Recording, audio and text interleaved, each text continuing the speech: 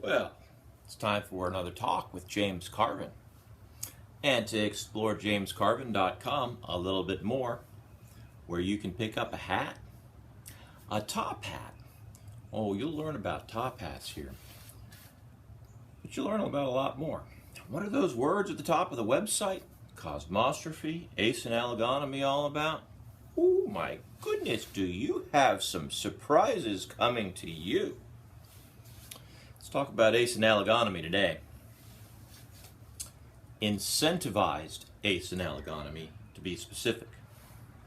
It's such a long word, it doesn't fit on the top of the menu very well, but you got to know what this is. Now, we're living in an age where people are not being very civil with each other. There was a time when people were sort of nice to each other. If they had an argument, they might have a duel. But that's an old English tradition, and we don't need to kill each other over our arguments, although flipping a coin and various ways of settling differences are ways to be nice to each other, and really, differences can be very sharp. And we have to understand, there's conflicts of ideas, and of their nature, they are not easy to settle between people that have differences of opinion. And we've seen the lack of civility these days and intolerance at a different level than I've ever seen it before, really, actually. And I've lived a long time. I've seen various forms of prejudice, racism, and strong opinion. But the inability to tolerate other people's opinions is stronger now than ever.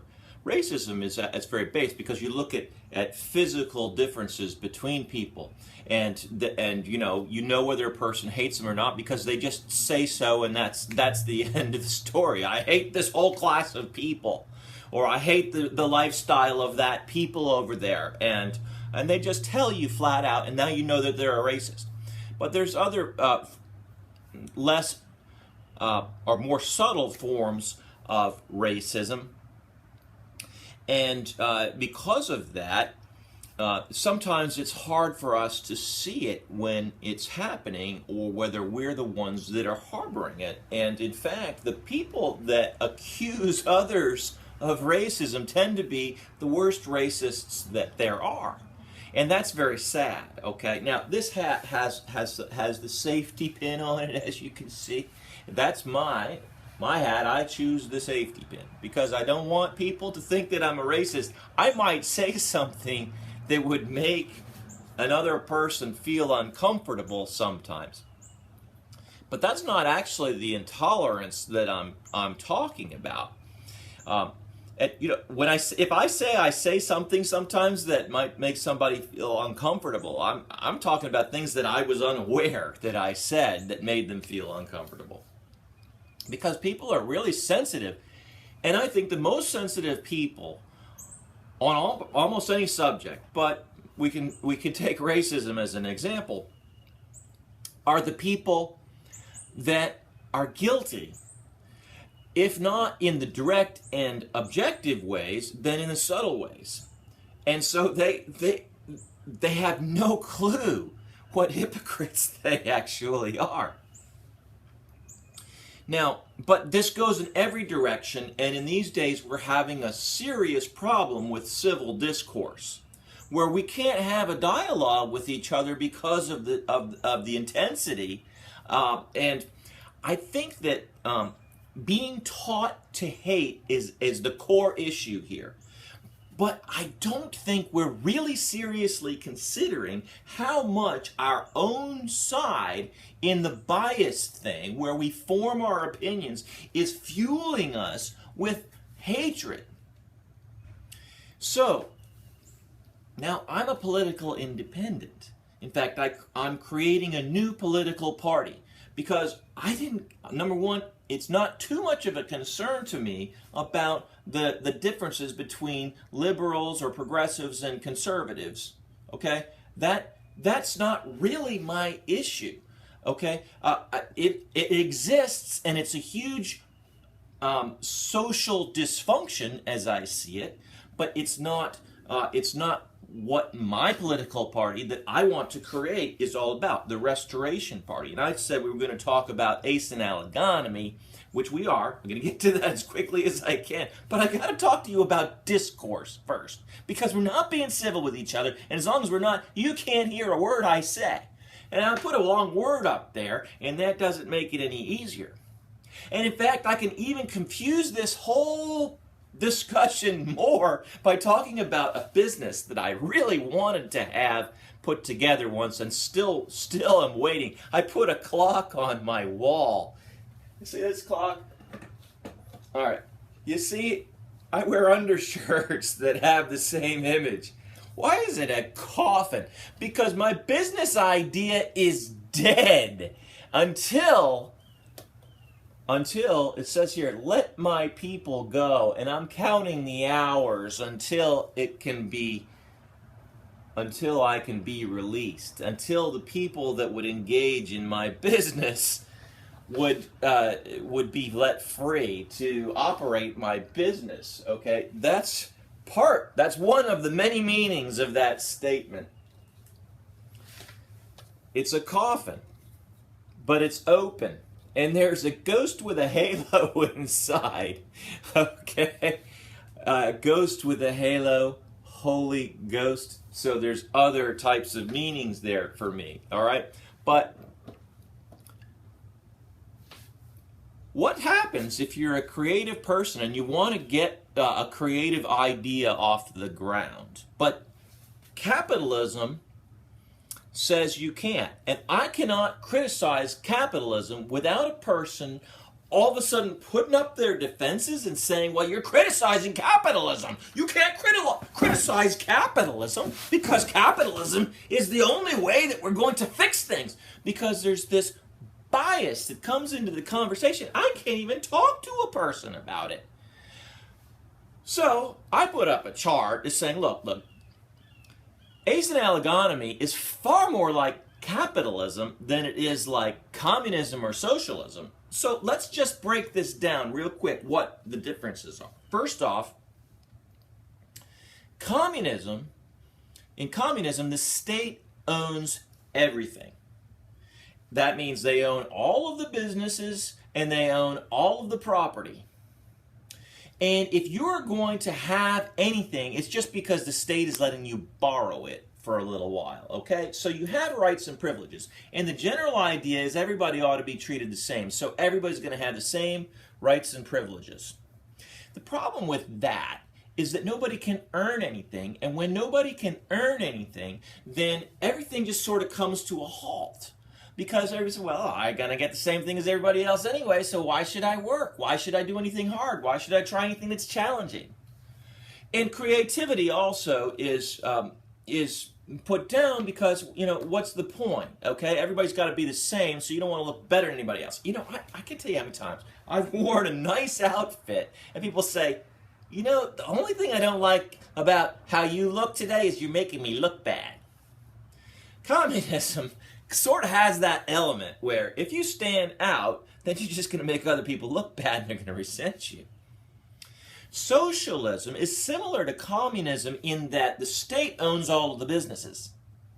And there's relative socialism and relative capitalism and relative communism and relative fascism. Fascism is when the state is just telling you everything what to do, which is why there's sort of like this circle rather than this linear scale between you see capitalism and socialism sort of start to meet here, and you kind of go around a circle, and then there's complete liberty on the opposite side of the circle.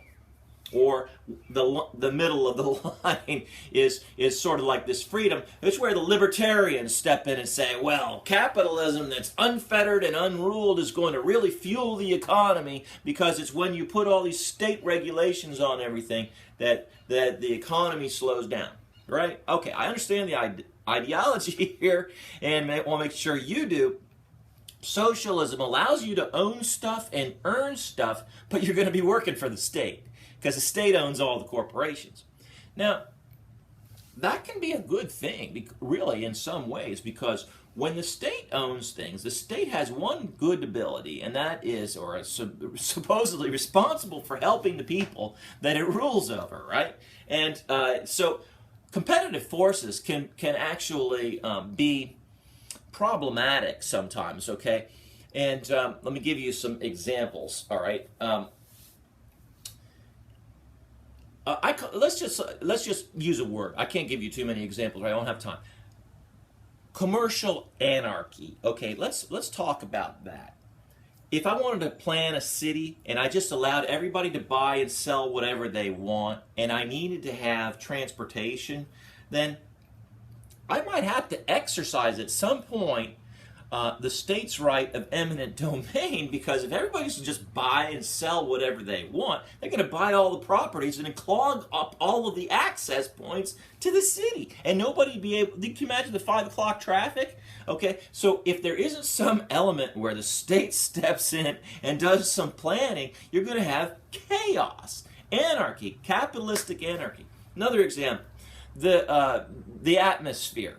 The food we eat, the water we drink. Okay, who's going to make sure that no capitalist jerks buy and sell up all the fertilizer and use it however they want without any regulation if the state doesn't step in? Now, if the state actually owns all this stuff and it's their objective to, or supposedly to help all the people, then they probably want to protect the environment as well, right?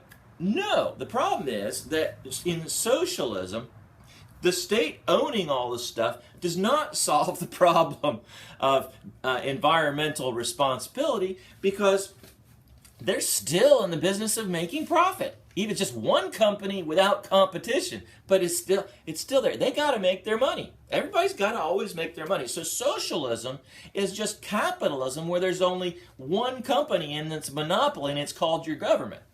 That's the difference between socialism and capitalism. So what's asynalagonomy? Asynalagonomy has 3 parts. A, meaning not, synalagon, which means trade, and onomy, which is economy, although it actually means law. Nomi, it means law. But it's an economy that has no trade. Okay? Now, an incentivized asynalagonomy is essential because, as I was saying, with the big flaw in communism and why it utterly fails, is that you have to have incentives to go do stuff and work. An incentivized asynalagonomy has all the good parts of the capitalism, which gives you an incentive to work, and all of the good parts of the ideals of socialism, in which everybody's working together instead of anarchically against each other. It is a far superior system. Now, but I have to tell you, competition can be a really cool thing. This business I would have started is for working within a capitalistic framework. I would have started an underground economy with my Ğhost Bucks here, and that would have been really cool. I've got my ghost right there in the center, Charlie the Holy Ghost. Okay, there in the middle, Ğhost Bucks would have ruled. You can earn them. I would love to tell you about that business concept sometime. Please just ask.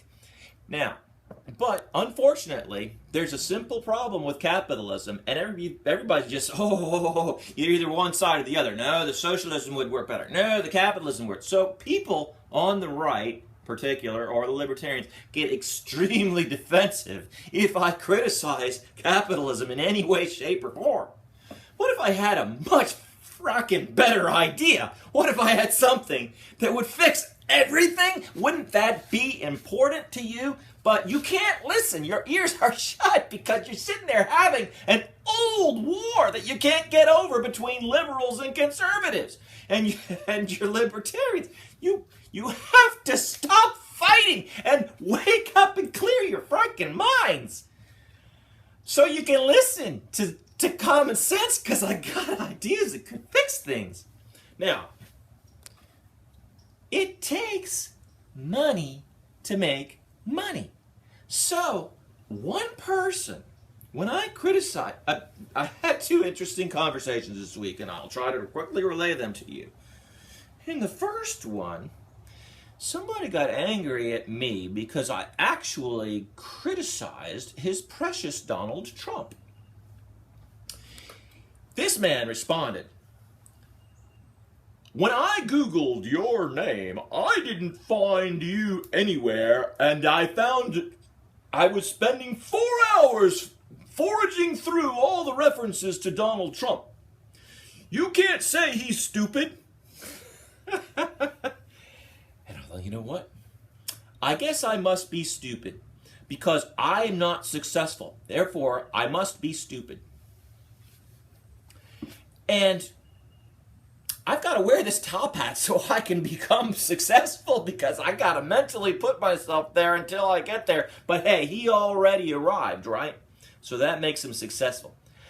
I'll just sort of ignore conveniently the fact that the man was born with a silver spoon in his mouth, and that his father gave him a lot of money that he could use to invest. And whereas me, I'm stuck because I can't get the capital I need to get the business started that would offer an alternative economy, yet another economic model, but within a capitalist framework where there's all that commercial anarchy going on still, because I don't expect to start a revolution here. I'm just introducing ideas. So when I tell you that I want to start a new political party because incentivized asynalagonomy is literally revolutionary, I understand that with everybody's ears wide shut, I won't be able to talk to a majority of people about it and convince them in it anytime soon. It's going to take some doing before everybody recognizes what the value of this actually is, especially if they can't even hear anything that's critical in any way, shape, or form of capitalism. As I was saying, it's far more like capitalism than socialism, and super far more like capitalism than communism. And so essentially what it is you have trade becoming illegal. There's only one thing you trade in an incentivized asynalagonomy, and that is your work for the currency, which is called prestige. Or it's essentially, you have prestige. If I work and I have nice stuff, people admire me. It's the opposite. And they admire me, and they actually reward me with stuff because I have earned it. I literally have earned it through one simple thing, work. Now, I think that Donald Trump is a hard worker, okay? I think that pretty much anybody that ever became the president probably worked pretty hard for it, okay? I don't care how much time they spend on a golf course. My belief is they are very motivated people that have worked hard. And I'm not going to take that away from anybody. And if at any point suggested that Donald Trump was stupid, I meant it because I'm thinking of some specific things that I think he could have done, that he just, it just never occurred to him that he could have done. But if your definition of smart is success, then I don't think that you're thinking straight, okay? Now, first of all, okay, because do you know there's some very brilliant people, really, that just never had a chance. And it comes from this problem that to make money, you had to have money to start with, okay? And if you have no startup capital for your business, for one way or the other, now a lot of people go to the Shark Tanks, but what about the Shark Tank?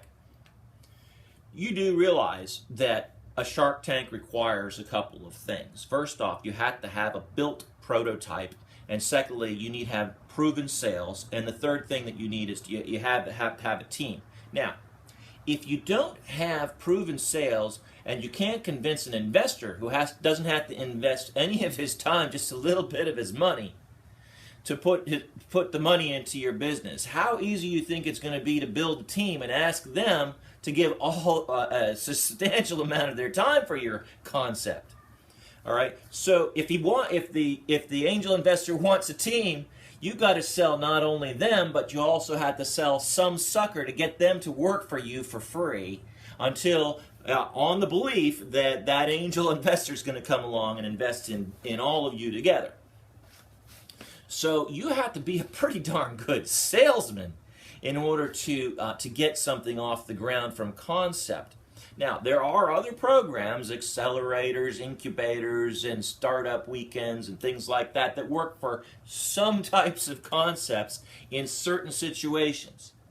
But not every business concept is properly designed for those types of programs. I will tell you this from vast experience.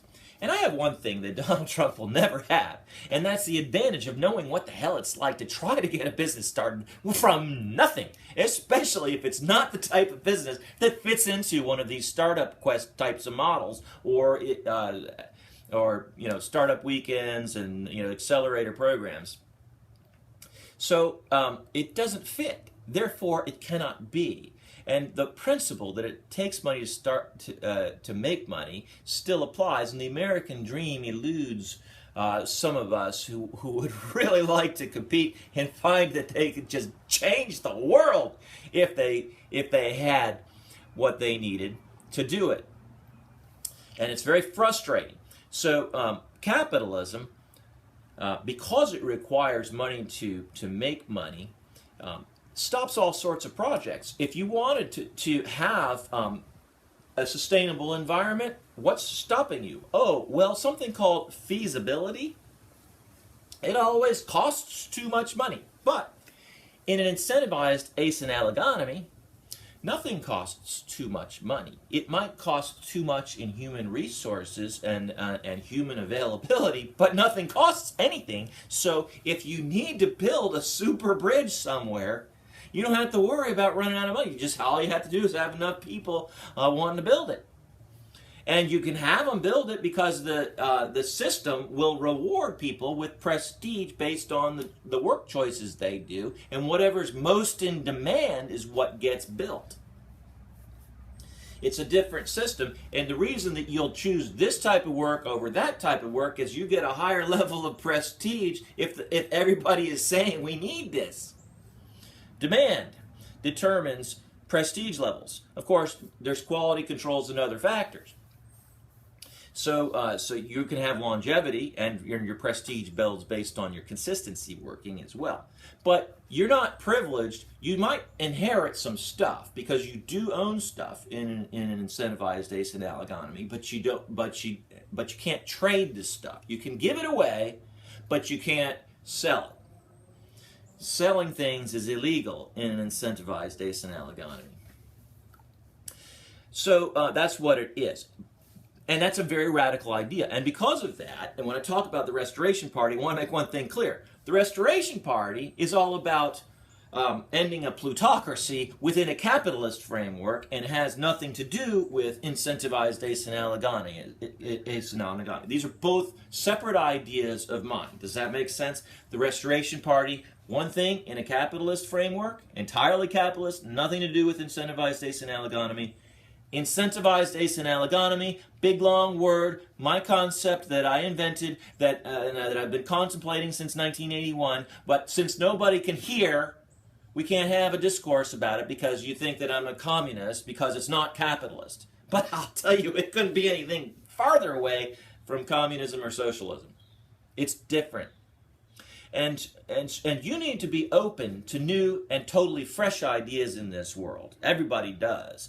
And sometimes new and fresh ideas that come from people that maybe aren't all that stupid after all, just because they're not successful like Donald Trump is, well, they might have merit, and we might need to talk about them. So I'd like to invite you to do that. Now, if you like what you see on my website, please buy a hat and show your support. Wear that hat.